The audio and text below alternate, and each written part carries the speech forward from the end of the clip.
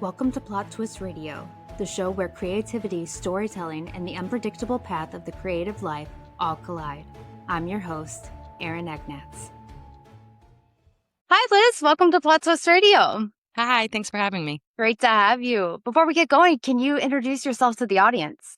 I'm Liz Miele. I'm a stand-up comedian and writer. Very cool. So you've been doing stand-up for a long time, since you were a teenager, right? Yeah, I started when I was 16. Very cool. Looking back, has comedy evolved over that time for you? Because I know, it seems like in recent years, comedy has went through a couple of transitions. I mean, it's interesting. I feel like my goals and how I approach it, maybe not how I approach it, because obviously that changes over time, but like what I wanted comedy to be for me in my aspirations and career looks so different because of the internet and social media, and Hollywood doesn't look the same way it used to. Like it feels, there's like, because you love something and you grew up with something, you have the what you want, but it just doesn't look the same at all. Yeah, I could see that. So what originally got you into comedy? I just loved it. I was probably 12, 13, and I always loved like funny movies. Like comedy was always like very big in my family. But when I discovered stand-up, I think because I'm one of 5 kids and I'm a middle child, and it's just, I can get all the attention and everybody has to pay attention to me. I think that really was, I was very drawn to that. And then, I don't know, there's something about, I think my family was really sad, and to break the sad tension with laughter felt like such a gift. And so it just made me feel really special, not only in my family, but as I tried to do it for friends. And then, as a career, it just made me feel, it just was the best feeling. Sure, absolutely. As they say, laughter is the best medicine. It's my favorite genre. I've never been one of those that's into the super sappy romance or whatever. Give me a good comedy and I'm ready to go. I love it. So you grew up in New York, which has produced some legendary comedians. Did growing up there have any effect on the kind of comedic voice that you have? I grew up in Jersey. I moved to New York when I was 18, so I was there for almost 25 years. I started doing stand-up in New York, so it can get confusing. Like I started taking the train every weekend when I was 16. I still consider myself a Jersey kid. I still call myself Jersey trash. And I was in New York, like I said, for almost 25 years. I just moved to LA like 6 months ago. And I feel so East Coast and just, I don't know, you start like, they call it the United States of America, but we all know there's, the Midwest and there's the South and there's the East Coast and West Coast. And I do feel like that tri-state area is a vibe. And especially getting compared to how everybody is on the West Coast, I feel just like an anger that is not understood. And I think that's what people like in my comedy. And I do think I have a very, I'll have even people that'll come out in California. They'll be like, I grew up in Jersey. I grew up in New York. You remind me of my aunt. And it's just like, oh, she must be batshit crazy. But like, I can tell that upbringing is a part of my personality. And there's people that like it because that is who they are or reminds me of their family. But there's also people that like it because I'm almost like a character. Like they've seen movies of New Yorkers and they're like, I didn't know they cursed that much. Like, like it's that kind of thing. So I think the same way that where you live creates your accent, I think there is like my personality was very much shaped by New York and New Jersey. Yes. And you make a great point. I travel a lot with my job. And, if I'm in California, they're really chill and stuff. If I'm on the East Coast, it's go, go, go. If I'm in the South, it's everybody's friend. In the Midwest, we're just, leave me alone. So it's kind of one of those things. And that kind of leads me into my next question. Do you notice that audiences like different jokes depending on where you are better than other jokes? It's harder now because I have a fan base. Like when I was first starting and the audience predominantly didn't know who I was, I could see the audience be a little like pulled back by my aggressive way of approaching both life and my jokes because I yell on stage. I'm kind of very animated. there's a silliness about me, but there's also deep anger. And I allow myself to feel that on stage, while therapy has helped me feel it and deal with it healthier off stage. But this unrestrained version of myself is what I bring on stage. And I saw early on people pull back and not be into it. And I feel fortunate that I obviously changed who I was in the sense that there was parts of my personality that were obviously unhealthy and not making my relationships good. But I think in the comedic sense and in the being truly yourself and open on stage, it was important for me to continue to do that as well as possible and not hide it. And I feel really fortunate that now when I do shows, people, one, know what they're getting themselves into, and also know, I get messages all the time. People send me stuff they've seen online. And the biggest thing I see people say is when they meet me, they're like, she's so much nicer in person. Like, you know what I mean? Because I have this kind of angry, what the fuck are you doing kind of, disposition. And then when I get off stage, it's gone. You know what I mean? Unless you piss me off, Right. I am a nice person. So it is very interesting too, that I think I'm tapping into this part of people that either they are embarrassed, they are that angry, or they do relate to that. But I think all in all, most people are trying to be nice people. And so I feel fortunate now that most people see what I'm doing and they connect with it. Yeah, for sure. And as you said, your material often tackles relationships, life experiences, and whatnot. How do you decide which of those experiences are worth turning into a joke? You kind of know pretty quickly.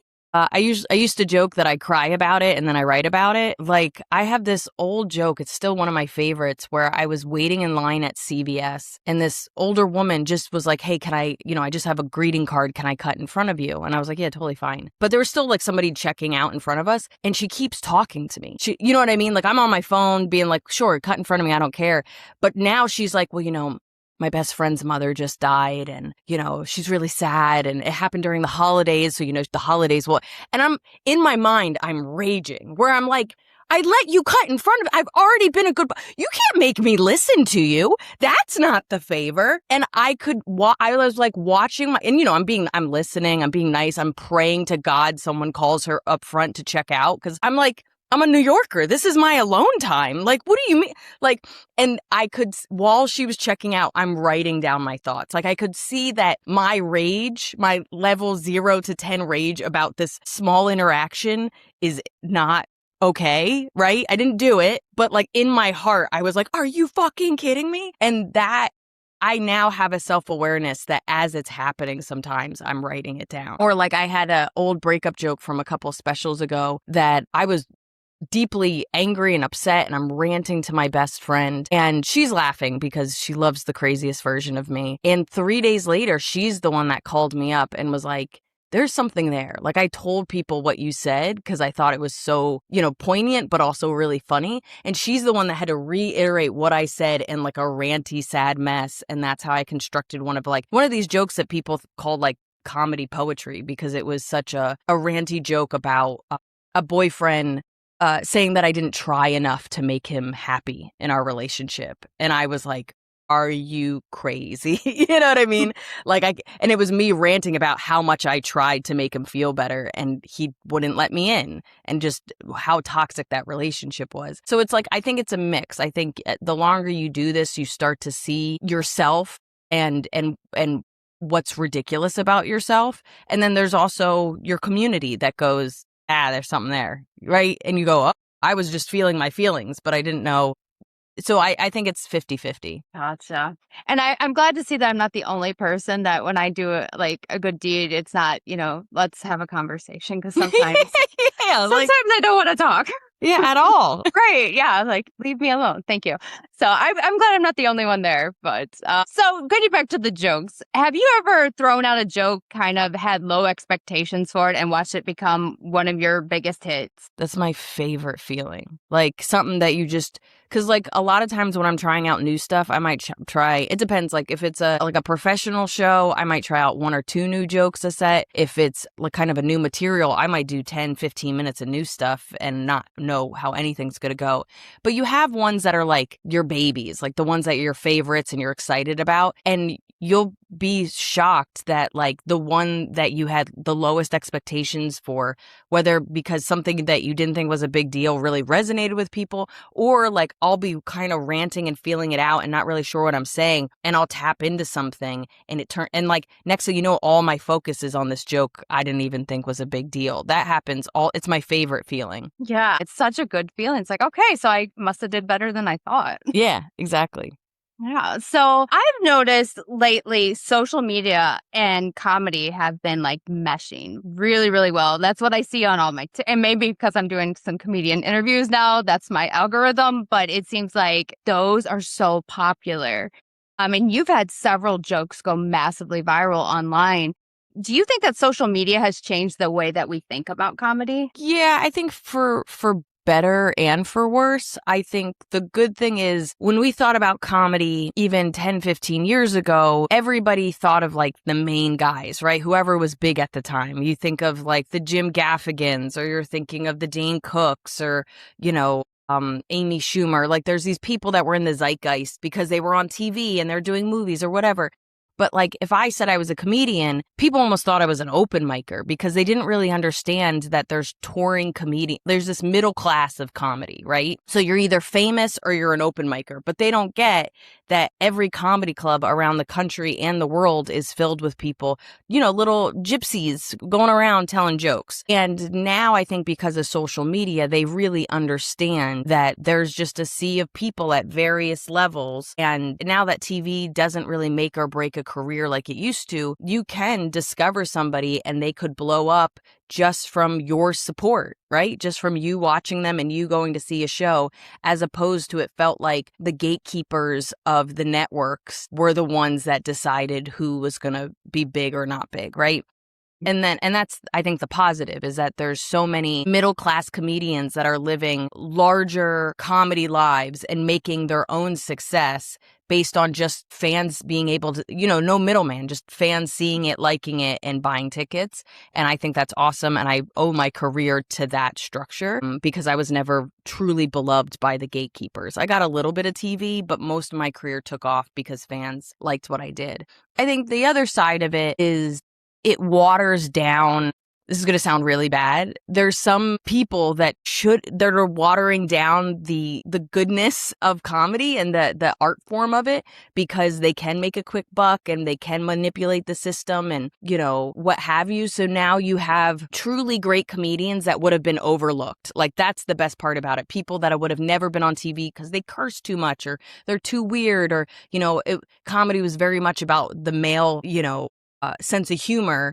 And it would leave a lot of differently ideated people and minority people not being successful. And that's not true anymore. But then there's just people that aren't good that are able to kind of manipulate the system and be around. And you'll be on shows and you're like, just because this guy has 500,000 followers, I have to be on. He's fucking making fart jokes. Like, what are we doing here? Like, that guy would have never survived because he wasn't doing anything of value. And now, because there's other guys that like fart jokes, here we are. You know what I mean? And now I'm sharing a stage with them. So I think there's a push and pull and a pro and con of all of it. And I go back and to me, it's like a necessary evil. Like, there's days where I'm super grateful and there's days where I'm like, I created this monster and it's my fault. Yeah.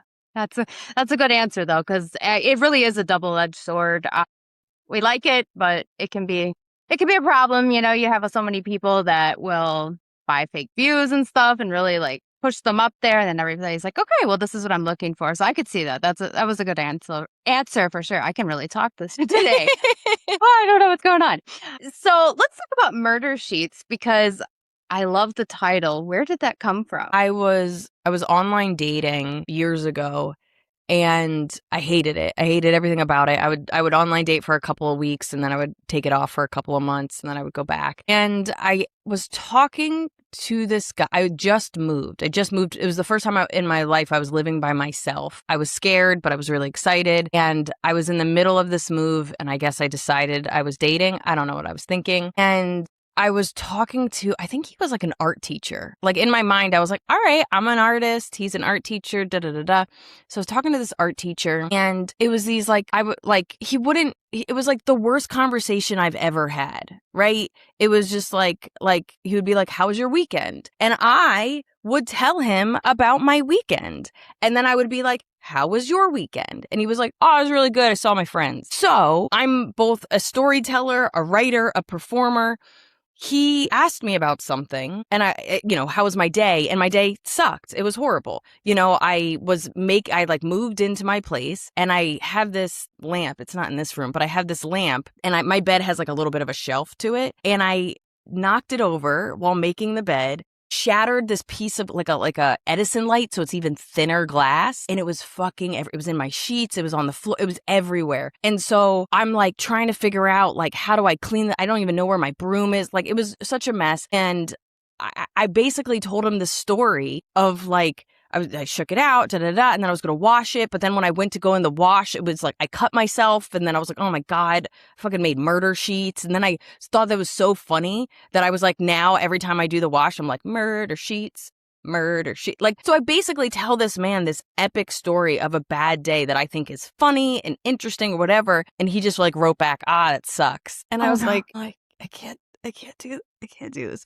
But like, I'm not even doing just like, it's a beginning, middle, and end of like online dating, talking to men that don't make an effort, understanding that maybe I talk too much, but also why would I want to be with somebody that doesn't want to hear me talk? And then going through this whole epic, it's one of my favorite stories and jokes because it just exemplifies why I was single. And then fast forward, that joke is like done. I'm touring. I meet my now boyfriend who I live with, and the first time he saw me do that joke live, he probably laughed the hardest in the audience because I talk about how like I've always been like, that's how I respond to people. And he was like, he's like, I liked it, but it was kind of intense. And it was really refreshing to know that you understood you did answer too thoroughly. So it became like my favorite joke for multiple reasons because it became my boyfriend's favorite joke. I love that. That's a series for that. I mean, I love that there's just like a whole story there. But I also like all the titles of my specials, they come from a joke. They're either because we make a set list. Our set list isn't exactly the title that you would see on an album, like for the track. It's just two words or a couple of words that remind you of that joke, right? So Murder Sheets was, because it was so epic, that was just reminding me of it, but I say it enough in the joke. But to me, it's then, do you have something that I think it's here. But like this ends up being the cover or whatever. So like, can I make it visual? Does it tie in with the rest of the special? Does it have, so even though the image, this is like a skeleton of a cat, like that has its own story and it's the closing bit, it still ties in with Murder Sheets and the darkness of it and stuff. And I think I'm very visual, and I like I don't know if you're like this with like books and stuff. Like I like picking out designs and font and like almost mood board of how people would feel when they picked up an album, right? Yeah, yeah. I think it all comes together because, if you have like a boring display, who's going to want to look at it? I always thought that was just as important. Like you said, with books, it's the cover. With that is the special.